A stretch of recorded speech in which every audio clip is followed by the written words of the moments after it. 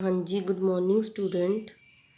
जिद्दां कि तुहानूं पता ही आ अपना 5th चैप्टर चलदा गा, ਉਹਦੇ ਵਿੱਚ 2 टॉपिक रह गए ਸੀਗੇ। ठीक है, एक प्रोसीजर ਤੇ ਇੱਕ interested group of financial statement analyse. ਜਿੱਦਾਂ ਕਿ ਹੁਣ ਦੇਖੋ ਆਪਾਂ ਕਿਹੜੇ ਇੰਟਰਸਟਿਡ ਗਰੁੱਪ ਨੇ, ਠੀਕ ਆ, ਫਾਈਨੈਂਸ਼ੀਅਲ ਸਟੇਟਮੈਂਟ ਐਨਾਲਾਈਜ਼ ਦੇ ਵਿੱਚ ਕਿਹੜੇ ਇੰਟਰਸਟਿਡ ਗਰੁੱਪ ਨੇ, ਠੀਕ ਆ, ਮਤਲਬ ਕਿਹੜੇ ਲੋਕ ਨੇ ਜਿਹੜੇ ਫਾਈਨੈਂਸ਼ੀਅਲ ਸਟੇਟਮੈਂਟ ਐਨਾਲਾਈਜ਼ ਕਰਕੇ ਕੰਪਨੀ ਦੀ ਪਰਫੋਰਮੈਂਸ ਨੂੰ ਚੈੱਕ ਕਰਦੇ ਨੇ ਅਤੇ ਉਹ ਇੰਟਰਸਟਿਡ ਹੁੰਦੇ ਨੇ ਕੰਪਨੀ ਦੇ ਵਿੱਚ। ਇੰਟਰਸਟਿਡ ਗਰੁੱਪ ਮਤਲਬ ਹੋ ਗਿਆ ਕਿ ਕਿਹੜੇ ਲੋਕ, ਠੀਕ ਆ, ਜਿਹੜੇ ਕੰਪਨੀ ਦੀ ਪਰਫੋਰਮੈਂਸ ਨੂੰ ਦੇਖਦੇ ਆ, ਕਾਹਦੇ ਥਰੂ ਦੇਖਦੇ ਆ, ਫਾਈਨੈਂਸ਼ੀਅਲ ਸਟੇਟਮੈਂਟ ਐਨਾਲਾਈਜ਼ ਦੇ ਥਰੂ ਚੈੱਕ ਕਰਦੇ ਨੇ ਅਤੇ ਉਹ ਇੰਟਰਸਟਿਡ ਹੁੰਦੇ ਨੇ ਉਹਦੇ ਵਿੱਚ ਪਾਰਟੀਸਪੇਟ ਕਰਨ ਦੇ ਲਈ। ਠੀਕ ਹੈ, ਦੇਖੋ 2 ਤਰ੍ਹਾਂ ਦੇ ਹੁੰਦੇ ਨੇ, ਇੰਟਰਨਲ ਅਤੇ ਐਕਸਟਰਨਲ। ਇੰਟਰਨਲ, ਸਭ ਤੋਂ ਪਹਿਲਾਂ ਇੰਟਰਨਲ ਮਤਲਬ ਕਿਹੜੇ ਨੇ ਜਿਹੜੇ ਕੰਪਨੀ ਦੇ ਅੰਦਰ ਹੁੰਦੇ ਨੇ। ਠੀਕ ਹੈ, ਕੱਲ੍ਹ ਇੰਟਰਨਲ ਅਤੇ ਐਕਸਟਰਨਲ ਦੱਸਿਆ ਸੀ ਨਾ।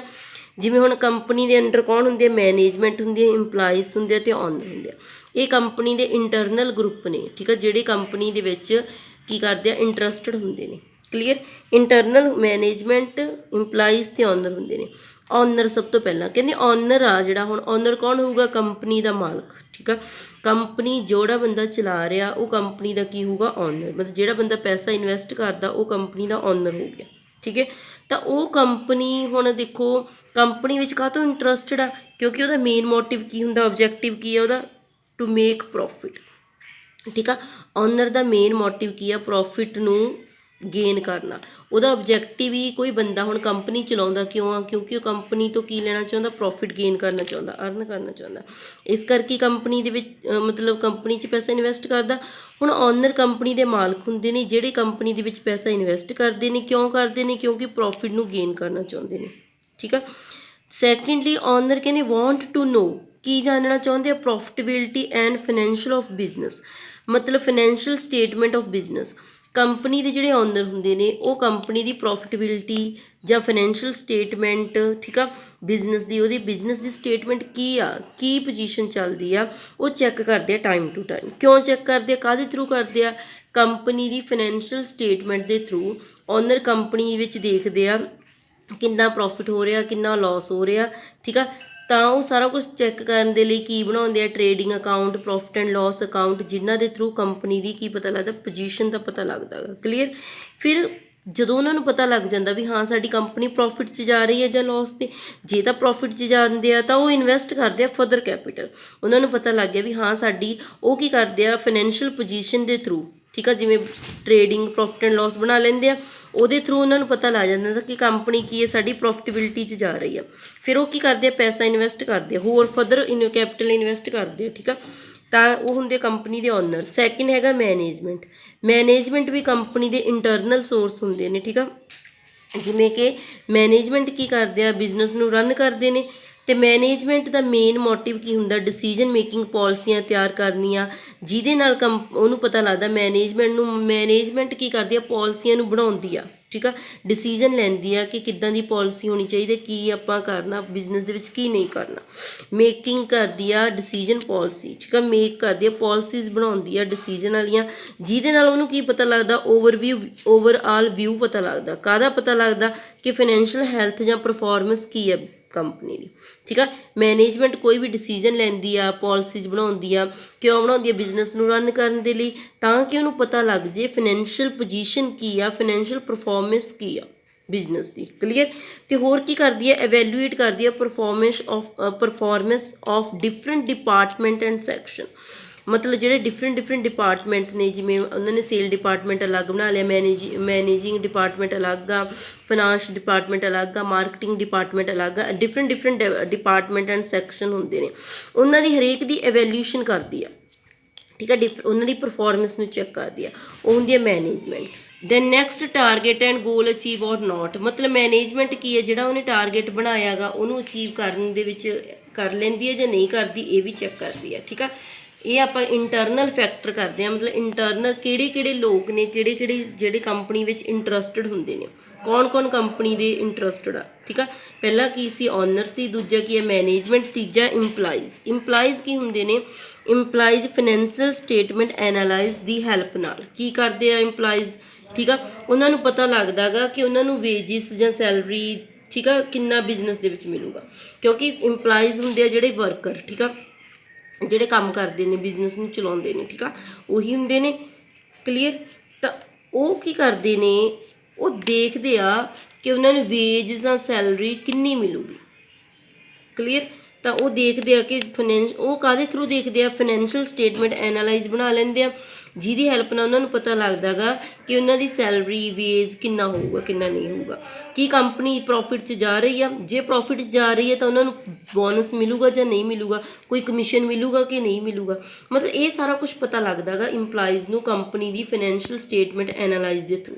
ਜਦੋਂ ਕੰਪਨੀ ਆਪਾਂ ਕੱਲ੍ਹ ਪੜ੍ਹਿਆ ਸੀ ਫਾਈਨੈਂਸ਼ੀਅਲ ਸਟੇਟਮੈਂਟ ਐਨਾਲਾਈਸਿਸ ਕੀ ਹੁੰਦਾ ਗਾ, ਕਿਉਂਕਿ ਉਹਦੇ ਨਾਲ ਇੰਪਲਾਈਜ਼ ਨੂੰ ਪਤਾ ਲੱਗਦਾ ਗਾ ਫਾਈਨੈਂਸ਼ੀਅਲ ਸਟੇਟਮੈਂਟ ਐਨਾਲਾਈਜ਼ ਦੇ ਥਰੂ ਕਿ ਉਹਨਾਂ ਨੂੰ ਸੈਲਰੀ ਵੇਜ ਕਿੰਨਾ ਕੁ ਮਿਲ ਸਕਦਾ, ਕਿੰਨੀ ਕੁ ਹੱਦ ਤੱਕ ਸੈਲਰੀ ਵੇਜ ਦੇ ਸਕਦੇ ਆ, ਕਿਉਂਕਿ ਉਹਨਾਂ ਨੂੰ ਇਹ ਹੁੰਦਾ ਗਾ ਕਿ ਕੰਪਨੀ ਜੇ ਉਹਦੀ ਪੋਜੀਸ਼ਨ ਵਧੀਆ ਪ੍ਰੋਫਿਟੇਬਿਲਿਟੀ 'ਚ ਜਾ ਰਹੀ ਆ, ਉਹਦੀ ਵਧੀਆ ਸੋਲਵੈਂਸੀ ਆ, ਡੈਟ ਮੀਨ ਜੋ ਪੇ ਕਰੂਗੀ ਬੋਨਸ ਕਮਿਸ਼ਨ ਵਗੈਰਾ ਐਕਸਟਰਾ ਦਊਗੀ। ਕਲੀਅਰ?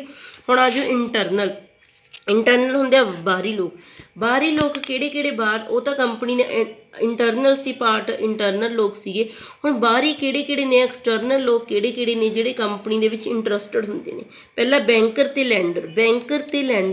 ਬੈਂਕ ਕੀ ਹੁੰਦੀ ਹੈ, ਬੈਂਕ ਜਿਹੜੀ ਲੋਨ ਵਗੈਰਾ ਦਿੰਦੀ ਆ, ਠੀਕ ਹੈ। ਬੈਂਕਰ ਤੇ ਲੈਂਡਰ ਕੀ ਕਰਦੇ, they are interested in servicing of there loan. ਮਤਲਬ ਦੋਨੇ ਕੀ ਹੁੰਦੇ ਆ, ਬੈਂਕਰ ਤੇ ਲੈਂਡਰ ਇੰਟਰਸਟਡ ਹੁੰਦੇ ਨੇ ਕੀ ਦੇਣ ਲਈ, ਲੋਨ ਦੇਣ ਦੇ ਲਈ, ਠੀਕ ਆ। ਕੰਪਨੀ ਨੂੰ ਕੀ ਹੈ, ਬੈਂਕਰ ਤੇ ਲੈਂਡਰ ਲੋਨ ਪ੍ਰੋਵਾਈਡ ਕਰਵਾਉਂਦੇ ਨੇ। ਅਤੇ ਉਹ ਤੋਂ ਬਾਅਦ ਵਿੱਚ ਫਾਈਨੈਂਸ਼ੀਅਲ ਸਟੇਟਮੈਂਟ ਐਨਾਲਾਈਜ਼ ਦੇ ਥਰੂ ਬੈਂਕਰ ਅਤੇ ਲੈਂਡਰ ਨੂੰ ਪਤਾ ਲੱਗਦਾ ਗਾ ਕਿ ਕੀ ਉਹਨਾਂ ਦੀ ਰੀਪੇਮੈਂਟ ਹੋ ਜੂਗੀ ਪ੍ਰਿੰਸੀਪਲ ਅਮਾਊਂਟ। ਫੋਰ ਐਗਜ਼ਾਮਪਲ, ਠੀਕ ਆ, ਕੋਈ ਕੰਪਨੀ ਆ ABC, ਫੋਰ ਐਗਜ਼ਾਮਪਲ ਕੋਈ ABC ਲਿਮਟਿਡ ਕੰਪਨੀ ਆ, ਉਹਨੇ ਕੀ ਕੀਤਾ, ਬੈਂਕ ਤੋਂ ਲੋਨ ਲਿਆ, ਠੀਕ ਆ। ਤਾਂ ਬੈਂਕ ਲੋਨ ਦਿੰਦੇ ਟਾਈਮ ਕੰਪਨੀ ਦੀ ਪੋਜੀਸ਼ਨ ਚੈੱਕ ਕਰੂਗੀ, ਉਹਦੀ ਕੀ ਦੇਖੂਗੀ, ਪਿਛਲੀਆਂ ਸਟੇਟਮੈਂਟ ਚੈੱਕ ਕਰੂਗੀ, ਬੈਲੈਂਸ ਸ਼ੀਟ ਚੈੱਕ ਕਰੂਗੀ, financial profit loss, trading account ਵਗੈਰਾ ਸਾਰਾ ਕੁਝ ਚੈੱਕ ਕਰੂਗੀ। ਫਾਈਨੈਂਸ਼ੀਅਲ ਸਟੇਟਮੈਂਟ ਐਨਾਲਾਈਜ਼ ਬਣਾਊਗੀ, ਜਿਹਦੇ ਥਰੂ ਉਹਨੂੰ ਪਤਾ ਲੱਗੂਗਾ ਵੀ ਕੰਪਨੀ ਦੀ ਪ੍ਰੋਫਿਟੇਬਿਲਿਟੀ ਹੈਗੀ ਆ ਜਾਂ ਨਹੀਂ ਹੈਗੀ।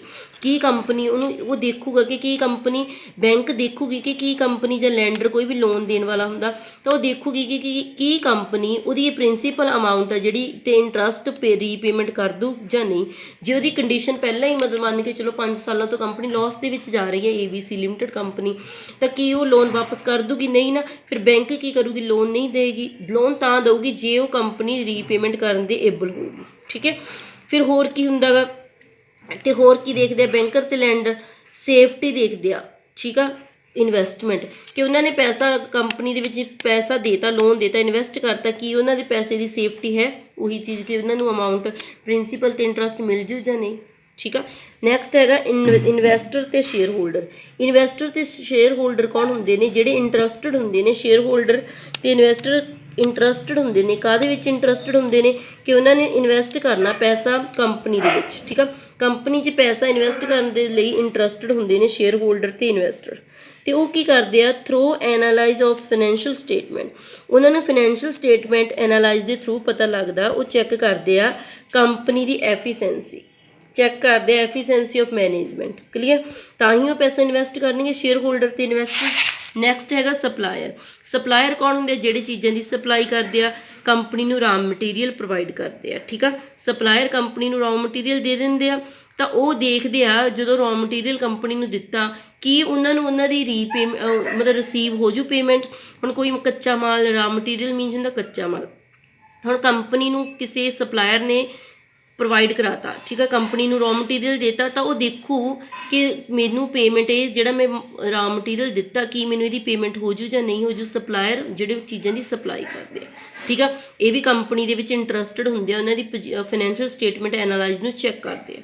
ਫਿਰ ਹੋ ਗਏ ਕ੍ਰੈਡੀਟਰ ਵੀ ਫਾਈਨੈਂਸ਼ੀਅਲ ਸਟੇਟਮੈਂਟ ਨੂੰ ਚੈੱਕ ਕਰਦੇ ਆ। ਕਿਉਂ ਚੈੱਕ ਕਰਦੇ ਆ, ਉਹਦੀ ਲਿਕੁਇਡਿਟੀ ਪੋਜੀਸ਼ਨ ਅਤੇ ਸੋਲਵੈਂਸੀ ਪੋਜੀਸ਼ਨ ਨੂੰ ਚੈੱਕ ਕਰਦੇ ਆ, ਠੀਕ ਆ। ਅੱਗੇ ਗੌਰਮੈਂਟ ਵੀ ਇੰਟਰਸਟਡ ਹੁੰਦੀ ਆ ਕਾਹਦੇ ਵਿੱਚ, ਕੰਪਨੀ ਦੀ ਫਾਈਨੈਂਸ਼ੀਅਲ ਸਟੇਟਮੈਂਟ ਐਨਾਲਾਈਜ਼ ਕਰਦੇ ਕੰਪਨੀ ਦੀ। ਗੌਰਮੈਂਟ ਕਿਉਂ ਕਰਦੀ ਆ, ਕਿਉਂਕਿ ਗੌਰਮੈਂਟ ਨੂੰ ਲੱਗਦਾ ਜੇ ਹੈ ਨਾ ਪ੍ਰਾਈਸ ਬਹੁਤ ਜ਼ਿਆਦਾ ਵੱਧ ਗਈ ਤਾਂ ਉਹਨੂੰ ਕੰਟਰੋਲ ਕਰ ਸਕਦੀ ਹੈ, ਠੀਕ ਆ, ਐਨਾਲਾਈਜ਼ ਦੇ ਥਰੂ। ਮਤਲਬ ਫਾਈਨੈਂਸ਼ੀਅਲ ਸਟੇਟਮੈਂਟ ਐਨਾਲਾਈਜ਼ ਦੇ ਥਰੂ ਪ੍ਰਾਈਸ ਨੂੰ ਕੰਟਰੋਲ ਵੀ ਕਰ ਸਕਦੀ ਹੈ। ਟੈਕਸੇਸ਼ਨ ਅਥਾਰਟੀ, ਟੈਕਸ ਅਤੇ ਮਤਲਬ ਜਿਹੜੇ ਟੈਕਸੇਸ਼ਨ ਅਥਾਰਟੀ ਹੁੰਦੀ ਆ ਉਹ ਕੀ ਅਸੈਸ ਕਰਦੀ ਆ, ਕੀ ਕੰਪਨੀ ਟੈਕਸ ਪੇ ਕਰ ਦੂਗੀ ਜਾਂ ਨਹੀਂ ਕਰ ਦੂਗੀ, ਇਹ ਚੈੱਕ ਕਰਦੀ ਹੈ। ਠੀਕ ਆ, ਫਾਈਨੈਂਸ਼ੀਅਲ ਇੰਸਟੀਟਿਊਸ਼ਨ ਕਿਹੜੇ ਹੁੰਦੇ ਆ, ਜਿਹੜੇ ਕਹਿੰਦੇ ਕੀ ਕਰਦੇ ਆ, ਫਾਈਨਾਂਸ ਪ੍ਰੋਵਾਈਡ ਕਰਦੇ ਆ ਕੰਪਨੀ ਨੂੰ, ਫਾਈਨਾਂਸ ਦਿੰਦੇ ਆ, ਤਾਂ ਉਹ ਵੀ ਇਹ ਦੇਖਣਗੇ ਕਿ ਕੰਪਨੀ ਦੀ ਪ੍ਰੋਫਿਟ ਅਰਨਿੰਗ ਕਪੈਸਿਟੀ ਕਿੰਨੀ ਹੈ ਬਿਜ਼ਨਸ ਦੀ, ਤਾਂ ਕਿ ਉਹ ਜਿਹੜਾ ਉਹਨੇ ਫਾਈਨਾਂਸ ਪ੍ਰੋਵਾਈਡ ਕੀਤਾ ਉਹਨੂੰ ਵਾਪਸ ਮਿਲ ਜੇ। ਠੀਕ ਆ, ਪਬਲਿਕ, ਹੁਣ ਪਬਲਿਕ ਦੇ ਵਿੱਚ ਕਾਫੀ ਸਾਰੇ ਵੇਰੀਅਸ ਪਰਸਨ ਆ ਜਾਂਦੇ ਆ, ਜਿਵੇਂ ਲਾਇਰ ਹੋ ਗਿਆ, ਕਸਟਮਰ ਹੋ ਗਿਆ, ਟ੍ਰੇਡ ਯੂਨੀਅਨ ਹੋ ਗਿਆ, ਇਹ ਸਾਰੇ ਵੀ ਇੰਟਰਸਟਡ ਹੁੰਦੇ ਨੇ ਕੰਪਨੀ ਦੇ ਵਿੱਚ। ਠੀਕ ਆ, ਕੰਪਨੀ ਦੀ ਫਾਈਨੈਂਸ਼ੀਅਲ ਸਟੇਟਮੈਂਟ ਨੂੰ ਚੈੱਕ ਕਰਦੇ ਆ। ਇਹ ਸਾਰੇ ਆਪਾਂ ਅੱਜ ਕੀ ਟੌਪਿਕ ਕੀਤਾ ਗਾ, ਆਪਾਂ ਟੌਪਿਕ ਕੀਤਾ ਇੰਟਰਸਟਡ ਗਰੁੱਪ ਜਿਹੜੇ ਹੈਗੇ ਆ, interested group of financial statement analyse. Okay, thank you.